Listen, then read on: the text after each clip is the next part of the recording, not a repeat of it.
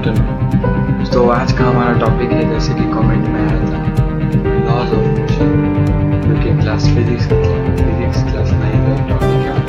कई पार्ट्स में हमारा वीडियो होगा, 3 पार्ट्स में हम कवर करेंगे और इसका क्वेश्चन आंसर और क्वेश्चन वाइज डिस्कशन के लिए वीडियो अपलोड करेंगे। So this is a part 1 video we are uploading today of laws of motion, chapter 3 physics class 9 ICSE board। Welcome to our channel my academy. स्वागत है हमारे सभी दर्शकों और सभी सब्सक्राइबर्स और जो ये वीडियो देख रहे हैं उनका हमारे beautiful the channel my academy पे। तो चलते हैं आज का गोल देखते हैं। तो आज का हमारा गोल, टुडेज गोल, क्या हम लोग आज पढ़ेंगे? फोर्स पढ़ेंगे, मोशन पढ़ेंगे, कांटेक्ट फोर्स पढ़ेंगे, उसके टाइप्स को पढ़ेंगे और नॉन कांटेक्ट फोर्स के टाइप्स को पढ़ेंगे। तो आपका बेसिकली फोर्स का डिस्क्रिप्शन होगा, मतलब फोर्स के बारे में बताएंगे इस वीडियो में। फिर आपको मोशन के बारे में बताएंगे वीडियो में, क्योंकि लॉज ऑफ मोशन है। अगर आपको मोशन नहीं पता तो लॉज ऑफ मोशन पढ़ क्यों रहे हैं, इसीलिए आपको मोशन के बारे में बताएंगे, फोर्स के बारे में बताएंगे और कांटेक्ट फोर्स के जो पार्ट्स हैं वो बताएंगे। Frictional force, normal reaction force, restoring force of spring के बारे में बताएंगे, नॉन कांटेक्ट फोर्स के बारे में बताएंगे, ग्रेविटेशनल फोर्स, इलेक्ट्रोस्टैटिक फोर्स के बारे में बताएंगे, मैग्नेटिक फोर्स के बारे में बताएंगे। तो चलिए स्टार्ट किया जाए। मोशन, आप देख रहे हैं इस पिक्चर में एक ट्रेन मोशन में। तो पहले हम लोग जानेंगे what is motion. In physics, motion is a phenomena in which an object changes its position over time. Motion is mathematically described in terms of displacement, distance, velocity, acceleration, speed, time. The motion of a body is observed by attaching a frame of reference to an observer and measuring to the change in position of the relative to the frame with the change in time. तो देखते हैं motion का basically मतलब क्या होता है, हम लोग ध्यान से सुनेंगे। चलिए ध्यान से सुनिए, आपको जरूर समझ में आएगा। तो देखिए, इन फिजिक्स में मोशन को एक फिनोमिना है जो विच इज इन विच, जिसमें ऑब्जेक्ट चेंजेस इस पोजीशन, ऑब्जेक्ट का पोजीशन चेंज होता है मोशन में ओवर टाइम के साथ। ऑब्जेक्ट चेंजेस इस position over time. Motion is mathematically, इसको हम लोग डिस्क्राइब कर सकते हैं डिस्प्लेसमेंट में, मतलब हमारे perpendicular distance from our initial point to final point. मतलब यहाँ से मान लीजिए हमको जाना है, मान लीजिए कलकत्ता से दिल्ली, तो वहाँ का जो परपेंडिकुलर कलकत्ता से दिल्ली का जो डिस्टेंस है, परपेंडिकुलर डिस्टेंस, एकदम सीधा डिस्टेंस, उसको हम लोग डिस्प्लेसमेंट बोलते हैं। और डिस्टेंस का मतलब हो गया कि मतलब जो रेलवे ट्रैक से हम लोग जाएंगे वो हो गया डिस्टेंस जो कवर करेंगे। वेलोसिटी चेंज इन स्पीड को बोलते हैं हम लोग velocity. Acceleration change in velocity को हम लोग बोलते हैं एक्सेलरेशन। और स्पीड को, जिस स्पीड से जाएंगे हम लोग, और टाइम, इन सब के मदद से हम लोग मोशन को डिस्क्राइब करते हैं। The motion of a body is observe by attacking frame of reference. अब आप जब जा रहे हैं तब कोई आपको देखने वाला, आप दौड़ रहे हैं तो आप किस स्पीड से दौड़ रहे हैं, कौन से डायरेक्शन में दौड़ रहे हैं, क्या आपका एक्सेलरेशन है, किस वेलोसिटी से जा रहे हैं, क्या डिस्टेंस कवर कर रहे हैं, उसको देखने के लिए कोई ऑब्जर्वर तो चाहिए। तो जो भी मोशन हम लोग जो कैलकुलेट होता है उसको हम लोग फ्रेम ऑफ रेफरेंस बेसिकली कोई बड़ा चीज नहीं है। फ्रेम ऑफ रेफरेंस मतलब एक ऑब्जर्वर, मतलब उसके जैसे कि भी कंपैरिजन होता है ना, बस उसके कंपेयर में। मान लीजिए मैं एक स्टेशनरी हूँ, मैं कहीं बैठा हूँ, मेरे नज़र में मान लीजिए कोई अमन नाम का कोई लड़का है, तो हम तो बैठे हुए हैं, हम तो एकदम अभी रेस्ट में हैं, ठीक है, हम रेस्ट में हैं और अमन तो मोशन में दौड़ रहा है, ठीक है, अमन मोशन में दौड़ रहा है।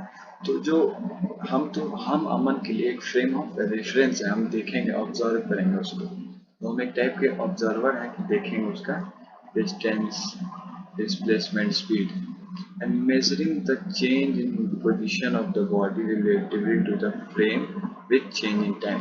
तो हम देखेंगे कि अमन कहाँ से कहाँ तक गया, जो अमन लड़का था वो कहाँ से कहाँ तक पोजीशन अपना चेंज किया with relative frame of reference के कंपैरिजन में हम लोग ये देखेंगे कि आखिर क्या चेंज हुआ, कितना डिस्टेंस गया फ्रेम ऑफ रेफरेंस के कंपैरिजन में, ठीक है, और चेंज इन टाइम मतलब टाइम के साथ। अब आते हैं फोर्स पे। फोर्स, व्हाट इज फोर्स, देखते हैं क्या है force. A force is an interaction that when unopposed will change the motion of an object. A force can cause object with mass to change velocity or state of rest. Force can also be described as push or pull. A force has both magnitude and direction, making it a vector quantity. It is measured by SI unit newtons and represented by symbol F. So force का हम लोग जानते हैं, force को हम लोग class 6 से पढ़ते हुए आ रहे हैं, उसका मतलब होता है पुश और पुल।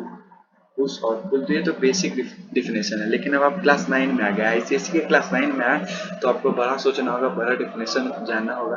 क्लास 10 के पहला चैप्टर में आपको फोर्स का मतलब, फोर्स का कॉन्सेप्ट आपका बेसिकली क्लियर होना चाहिए।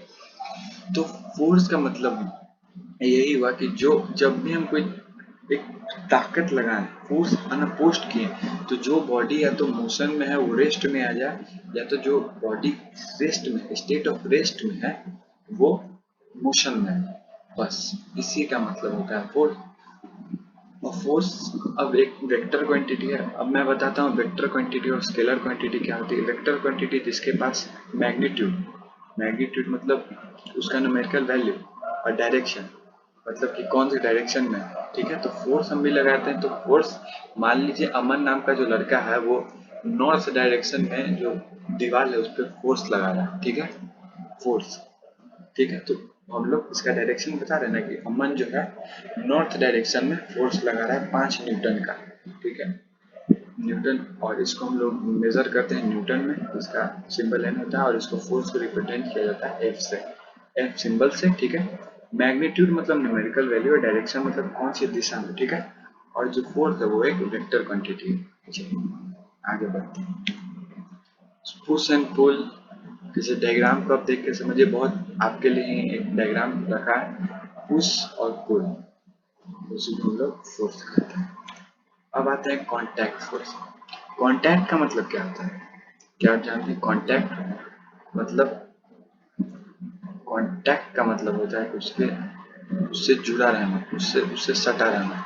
और contact force is a force that requires contact to occur, pushing a car, a hill, a car up to hill, or kicking a ball across a room are some of everyday example where contact force are at work. In first case, the force is constantly applied by person on a car. तो हम लोग जानते हैं कि contact force क्या होता है। Contact force के होने के लिए उसके होने के लिए कॉन्टैक्ट फोर्स का पहला रिक्वायरमेंट है कि जो भी बॉडी में अकर कर रहा है, मतलब जो कॉन्टैक्ट फोर्स जहाँ लग रहा है तो वो दोनों कॉन्टैक्ट में होना चाहिए। कॉन्टैक्ट फोर्स का पहला रिक्वायरमेंट है कॉन्टैक्ट। अब इसका example day to day life में देखा जाए तो pushing a car up a hill, मतलब एक कार को हिल के ऊपर, मतलब हिल के जो रोड है उस पर ढकेलना। किकिंग अ बॉल, एक बॉल को मारना, मतलब एक बुक को टेबल पे रख के उसको घसीट, मतलब उसको आगे पुश करना, और पुल करना या उसको खींचना या पुल करना, वो सब day to day contact force के एग्जांपल्स हैं, ठीक है। अब हम लोग नेक्स्ट देखते हैं। ये कॉन्टैक्ट फोर्स का एग्जांपल है, देखिए आप समझिए, इससे आप समझने का कोशिश करिए। देख रहे हैं ये कॉन्टैक्ट में, यहाँ पे कॉन्टैक्ट आपको नजर आ रहा होगा, ये एरिया, यहाँ पे इसकी मूवमेंट होगी, फ्रिक्शन लगेगा इसके अपोजिट डायरेक्शन में, इसके इधर होगा ग्रेविटी लगेगा, यहाँ नॉर्मल फोर्स होगा, ठीक है। चलिए ये एग्जांपल है। अब आते हैं फ्रिक्शनल फोर्स पे। चलिए देखा जाए आखिर फ्रिक्शनल फोर्स का क्या मतलब होता है। Frictional force refers to the force generated by two surface that contacts and slide against each other. A few factor मतलब few factor affecting the frictional force. तो देखते हैं फ्रिक्शनल फोर्स की रिक्वायरमेंट क्या है। फ्रिक्शनल फोर्स की पहली requirement ये है, मतलब उसके होने के लिए ये जरूरी है। अगर ये नहीं, ये चीज ये सारा रिक्वायरमेंट नहीं हुआ, मतलब दो जो भी बॉडी होगा वो दोनों कांटेक्ट में रहेगा और स्लाइड करेगा, मतलब उसके एक के ऊपर एक जाएगा। मान लीजिए टेबल है तो उसके ऊपर बुक जाएगा तो फ्रिक्शन प्रोड्यूस होगा। फ्रिक्शन से कई बार हीट भी प्रोड्यूस होता है।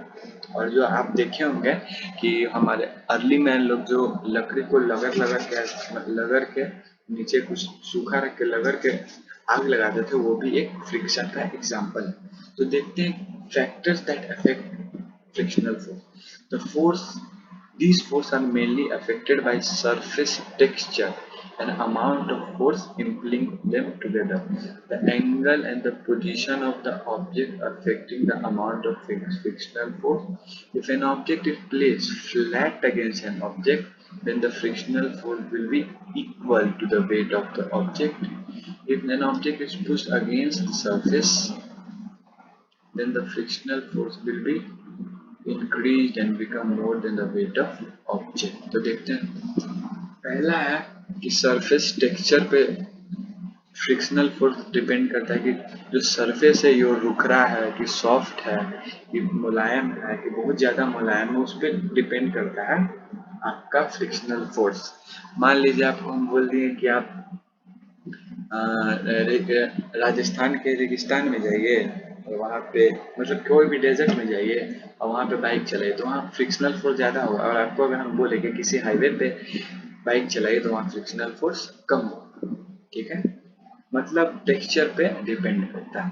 An angle and position of the object affect the frictional force. Angle, अगर 90 डिग्री पे कोई ऑब्जेक्ट को हम टेबल पे पुश करें तो वही एंगल और पोजीशन जो रहेगा, मान लीजिए बीच से चाहे ऊपर से चाहे नीचे से, वो डिटरमाइन करेगा कि कितना अमाउंट फ्रिक्शनल फोर्स लगेगा। अब देखते हैं, इफ अगर कोई ऑब्जेक्ट फ्लैट है, मतलब एकदम सीधा साधा टेबल पे, अगर मान लीजिए हम एक कॉपी को टेबल पे एकदम सीधा रख दिए और उसको हम लोग पुश किए तो वो जो ऑब्जेक्ट का जो वेट होगा उसके बराबर हो जाएगा फ्रिक्शनल फोर्स। मान लीजिए ऑब्जेक्ट का वेट है 10 kg तो उसका इक्वल हो जाएगा 10 न्यूटन। ठीक है, एकदम इक्वल हो जाएगा। ठीक है, if an object is push against the surface the frictional force will be increased and become more than weight of the object। अगर against the surface किए तो फ्रिक्शनल फोर्स इंक्रीज हो जाएगा और वेट ऑब्जेक्ट का फ्रिक्शनल फोर्स से कम हो जाएगा। ठीक है, चलिए आगे देखते हैं। ये फ्रिक्शनल फोर्स का एग्जांपल है, मैं आपको बता देता हूँ कि फ्रिक्शनल फोर्स हमेशा अपोजिट डायरेक्शन ऑफ फोर्स इस डायरेक्शन में लगेगी तो फ्रिक्शनल फोर्स इस डायरेक्शन में लगेगी। और ये ग्रेविटी है, आगे हम लोग जानेंगे। ये देखना सरफेस उस पर बहुत डिपेंड करता है। देखिए ये दोनों हमेशा अपोजिट डायरेक्शन में होगा। चलिए आगे देखते हैं। नॉर्मल रिएक्शन फोर्स पे आते हैं हम लोग।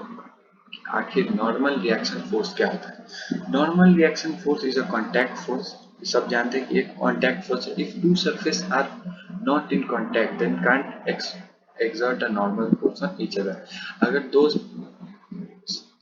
दो सरफेस जो है और दो ऑब्जेक्ट जो है वो फिजिकली कनेक्टेड नहीं है तो वो मतलब एक के ऊपर नहीं है या कनेक्टेड किसी तरह नहीं है तो वो कांटेक्ट फोर्स होगा नहीं। आप तो जानते हैं, सिंपल सी बात।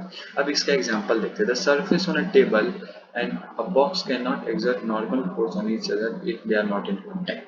अगर कोई ऑब्जेक्ट कांटेक्ट में नहीं है तो नॉर्मल फोर्स रिएक्शन फोर्स उस पर नहीं कर सकते। बेसिकली नॉर्मल रिएक्शन फोर्स का ये मतलब हुआ, मान लीजिए आप अपने हाथ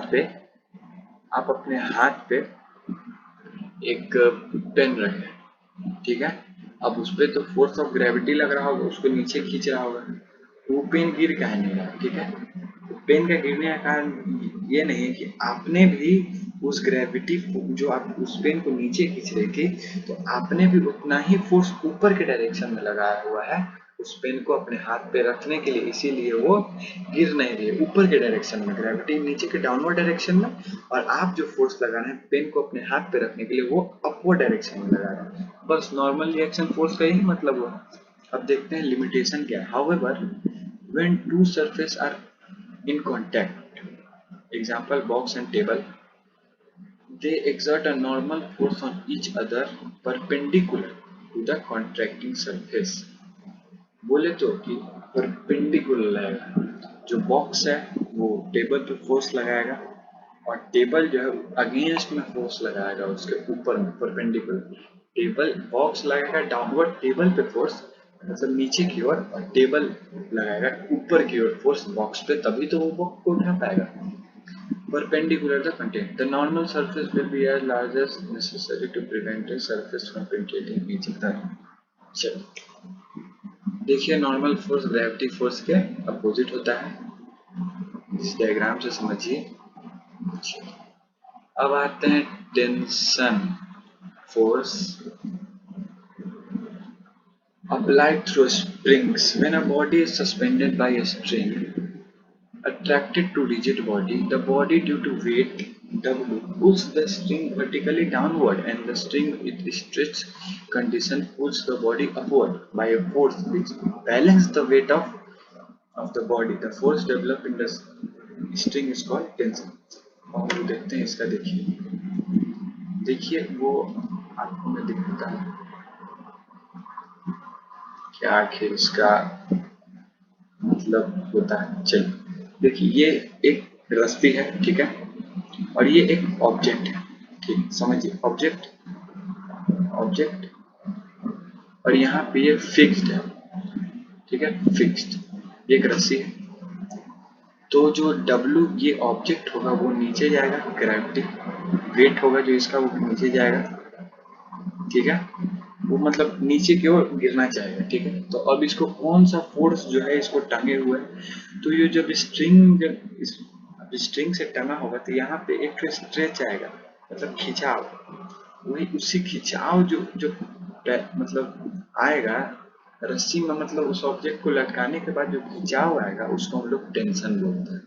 जो टी होता है टेंशन, वो जो डब्ल्यू होता है उसके इक्वल होता है, T is equal to W, ठीक है। बस यही है इसका मतलब कि टेंशन का क्या होता है। चलिए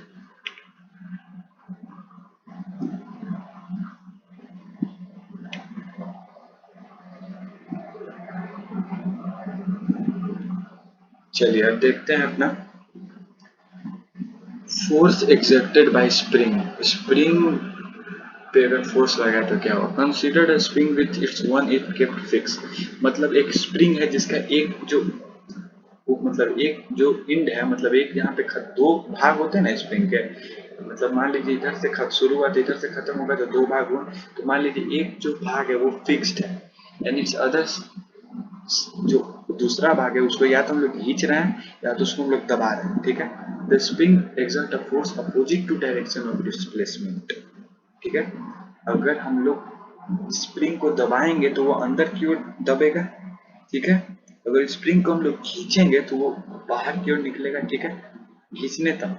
लेकिन जब उसको खींच के हम लोग छोड़ देंगे, फोर्स जितना लगाए थे उसके बाद छोड़ेंगे, तो वो एक अलग फोर्स लगाएगा। जिस मान लीजिए हम लोग खींचे स्प्रिंग को तो ये स्ट्रेच हुआ, मतलब फैल गया, तो फैला तो मेरे डायरेक्शन में ना, और जैसे उसको छोड़ेंगे स्प्रिंग को तो अपने डायरेक्शन में दब जाएगा। तो वही जो opposite to the direction of displacement, जो हम खींचे जो स्प्रिंग को आखिर जो हम लोग खींचे तो मेरे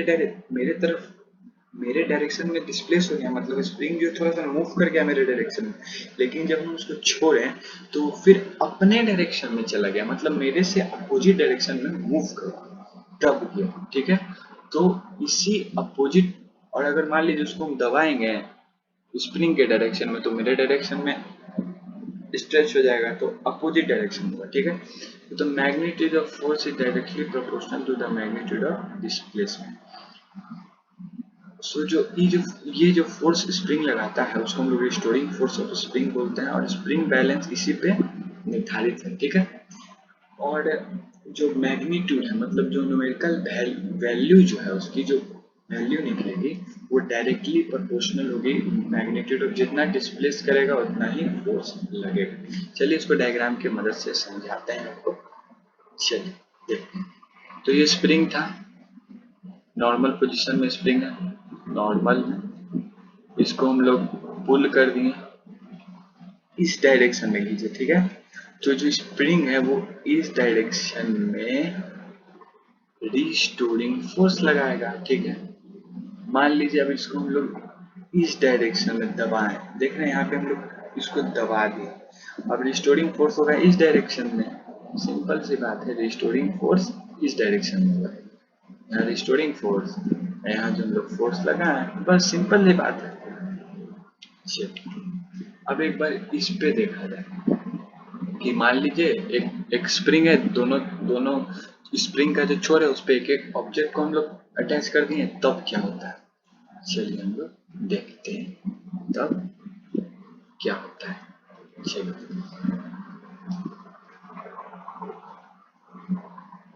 दोनों में हम लोग दोनों तरफ ऑब्जेक्ट लगा दिए, उसको ऐसे ही छोड़ दिए, ठीक है। अब हमने क्या किया, दोनों तरफ से इसको दबाया, यहाँ से भी फोर्स लगाया और यहाँ से भी फोर्स लगाया, तो ये क्या हुआ, स्प्रिंग दबा, जैसे ही दबा, जब हम लोग का फोर्स का पावर खत्म हो गया तो उसके बाद रिस्टोरिंग फोर्स लग गया दोनों तरफ में, जो स्प्रिंग को फिर ओरिजिनल, जो उसका ओरिजिनल जो चीज, जो ओरिजिनल शेप था उसमें लाने को मदद किया, तो मतलब रिस्टोरिंग फोर्स लगा, जो हम फोर्स ए इधर से लगाए, फोर्स बी इधर से लगाए, ऑब्जेक्ट पर जो स्प्रिंग दबा, मतलब दबा, उसके रिस्टोरिंग फोर्स किस डायरेक्शन में लगेगा, अपोजिट टू, मैं हमने तो इस मतलब दोनों से दबाए ना, तो वो तो स्ट्रेच होगा, हमने कंप्रेस्ड किया तो स्ट्रेच होगा, मतलब हमने दबाया तो फैलेगा, बस। अब मान लीजिए हम लोग इसको कंप्रेस कर स्ट्रेच कर दिए, खींच दिए, अगर खींचेंगे तो वो रिस्टोर होगा, जिस मतलब कंप्रेस होगा, तो खींचेंगे इस डायरेक्शन में इधर से, इस डायरेक्शन में इधर से, तो रिस्टोरिंग फोर्स ऑब्वियस बात है कि इस डायरेक्शन में और इस डायरेक्शन में लगेगा।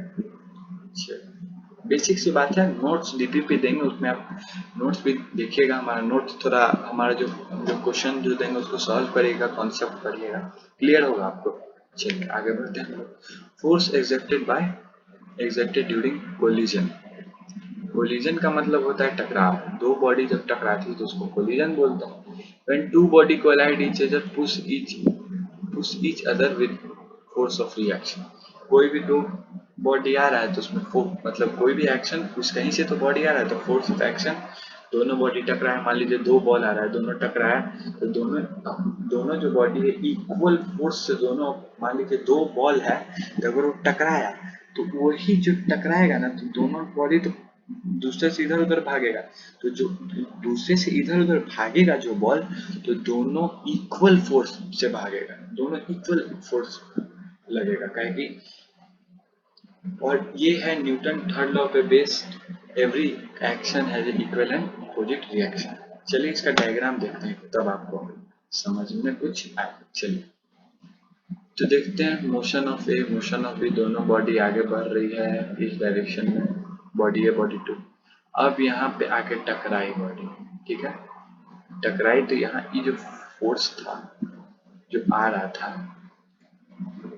आखिर कोई फोर्स जो था ना, जिस फोर्स से यहाँ पे आ रहा था, यहाँ पे आ रहा था, टकराया होगा, टकराने के बाद इस डायरेक्शन में फोर्स गया होगा, फिर इस डायरेक्शन में बॉडी को खेला होगा, तो जो मान लीजिए इसका वैल्यू है 10 न्यूटन, तो इसका वैल्यू भी 10 ही न्यूटन होगा, 10 ही न्यूटन होगा, ठीक है।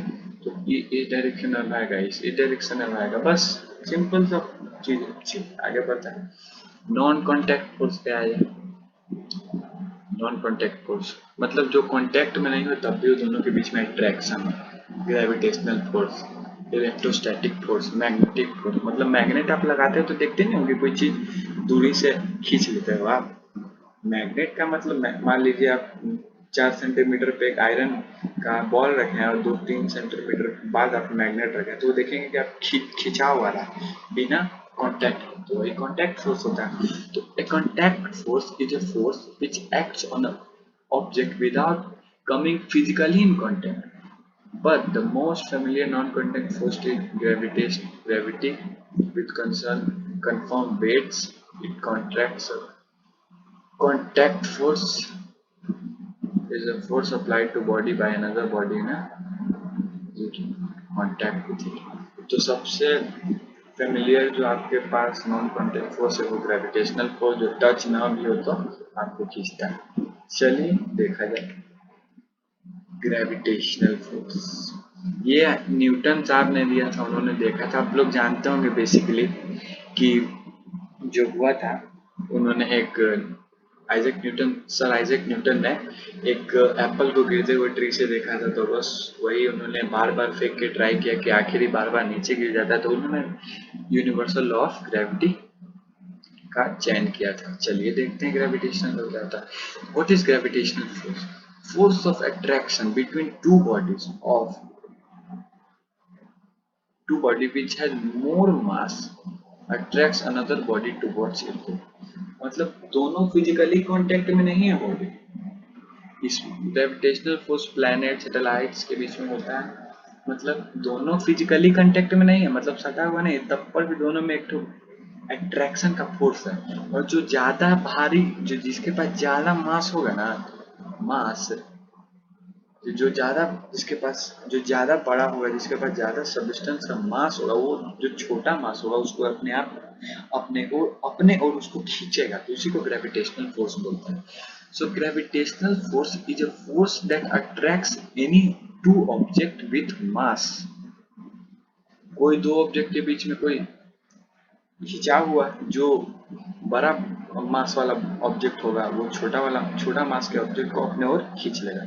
We call gravitational force attraction because it always tries to pull mass together, it never push them apart। इसको हम लोग ग्रेविटेशनल से अट्रैक्टिव फोर्स क्यों बोलते हैं कि हमेशा ऑब्जेक्ट को अपने ओर खींचता है, कभी उस अपने ओर से उसको फेंकता नहीं है, दूर नहीं करता है। ठीक है, मतलब अपने ओर सिर्फ इसमें खिंचाव वाला ताकत है, इसमें छोड़ने वाला ताकत नहीं। In fact every object including you is pulling on every other object in entire universe. This is called universal law Newton. This is called Newton's universal law। In fact मतलब every object, मतलब हम लोग को मिला के is pulling on every other object in entire universe, मतलब हर चीज को हम लोग खींच रहे हैं, बस उसी लॉ को हम लोग बोलते हैं न्यूटन यूनिवर्सल लॉ ग्रेविटी। चलिए ये आप समझिए, इससे आप इस डायग्राम से आपका क्लियरेंस होगा। आप देख रहे हैं ये बॉडी, ये m है, मास 1 m2 है, ठीक है। यूनिवर्सल लॉ ऑफ ग्रेविटी, ये छोटा है तो ये आध है, दूरी है दोनों का, तो ये इसको अपने ओर खींचेगा क्योंकि ये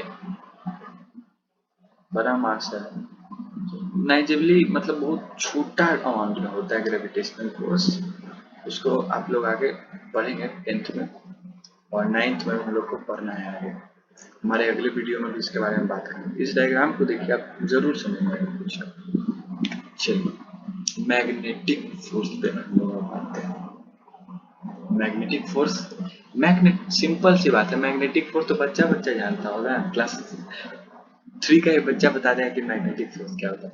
मैग्नेट को मतलब ये भी तो नॉन कांटेक्ट फोर्स है ना सर, लेकिन नॉन कांटेक्ट फोर्स है। आप एक तो नेल रख दिए आगे आयरन का, और 2-3 सेंटीमीटर के बाद वहां पे एक मैग्नेट रखे, तो देखिए कि वो नील जो है वो उसमें अट्रैक्ट हो गया, सट गया, मतलब कांटेक्ट नहीं है, लेकिन बिना कांटेक्ट के दोनों में एक फोर्स अप्लाई हो जाए। तो अट्रैक्शन और repulsion that arise between electrical charges particle because of their motion, this is the basic force responsible for such effect as an action of electric motors, attraction of magnets for irons. Electric force exists among stationary electricity. Both electric magnetic force exist among moving electric charge. Magnetic force may describe exert upon either charges magnetic force created by one another। तो basically क्या होता है कि जो charges होते हैं negative और positive, तो आप जानते होंगे कि पॉजिटिव होगा तो रिपेल, मतलब दोनों को एक दूसरे से दूर फेंक देगा, और निगेटिव और पॉजिटिव होगा तो दोनों को साथ आ जाएगा। पॉजिटिव दूर फेंकेगा, नेगेटिव दूर फेंकेगा, तो पॉजिटिव नेगेटिव मतलब like charge repels and like charger contact, मतलब कम्स टुगेदर। तो यही कारण है, जो चार्जेस हैं वही basic force responsible minimum charge है, ठीक है। Electric force exist among stationary electric charge, both electric and magnetic force exist among moving charge electric charge. मतलब जो मूविंग इलेक्ट्रिक चार्ज है, मैग्नेटिक और इलेक्ट्रिक फील्ड इसी में फोर्स इसी में पाया जाता है। Magnetic force between two moving charges may be describe as effect of exerted upon by charge by magnetic field. ये आप आगे पढ़ेंगे डिटेल में, अगर आपको नोट्स में ऐड करना है तो जरूर ऐड करिए। यही है मैग्नेटिक, देख रहे हैं आप देख सकते होंगे डायग्राम में कि इसको अपने ओर खींच रहा है मैग्नेट, क्योंकि यहाँ देखिए फिजिकली कांटेक्ट नहीं है, not physically contacted, not physically contacted, but इसको खींचा, बस यही है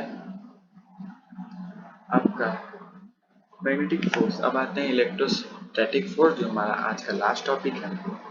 तो चलिए, electrostatics, the two like charges repel while two unlike charges attract each other. The force between charges is called electrostatic. मतलब चार्जेस के बीच में, प्लस माइनस के बीच में, चार्जेस के बीच में जो फोर्स है उसको इलेक्ट्रोस्टैटिक्स बोलते हैं। Two like charges repel, two unlike charges attract. मतलब पॉजिटिव पॉजिटिव रहेगा तो भागेगा, निगेटिव निगेटिव रहेगा भागेगा, मतलब अलग, मतलब रिपेल होगा, मतलब सटना नहीं चाहेगा, जहाँ सटेगा बस दोनों को दूर दूर चला जाएगा। लेकिन अगर प्लस माइनस होगा तो आ जाएगा, माइनस प्लस होगा तो ऐड होगा। चलिए इसका एग्जांपल, एक जो डायग्राम है उससे देख के हम लोग समझते हैं। चलिए आइए तो देखिए, इस डायग्राम में एक तो लड़की है जिसका नाम आप ही मान लीजिए, जो आपको मानना है। तो अब देखिए अपने बालों पे, बाल में जो है वो रब कर दिया, ठीक है, इस बैलून को रब किया तो इसमें पॉजिटिव चार्ज आ गया, नेगेटिव चार्ज आ गया, और फिर एक और बैलून को ये रब करती है और उसमें भी चार्ज आ गया। तो आप थोड़ी देखेंगे, आपने भी एक किया होगा एक्सपेरिमेंट, आप अगर नहीं है तो आप कुछ के भी साथ एक्सपेरिमेंट कर सकते हैं, और देखा होगा कि ये दोनों जो बैलेंस हैं वो अब खुद में अपना एक फोर्स पैदा हो जाएगा, उन दोनों के बीच में एक तो फोर्स डेवलप हो जाएगा। बस उसी फोर्स को हम लोग बोलते हैं फोर्स ऑफ इलेक्ट्रोस्टैटिक्स। प्लस और माइनस के बीच में जो फोर्स है ये आया कहाँ से, ये रबिंग से आया, घर्षण से।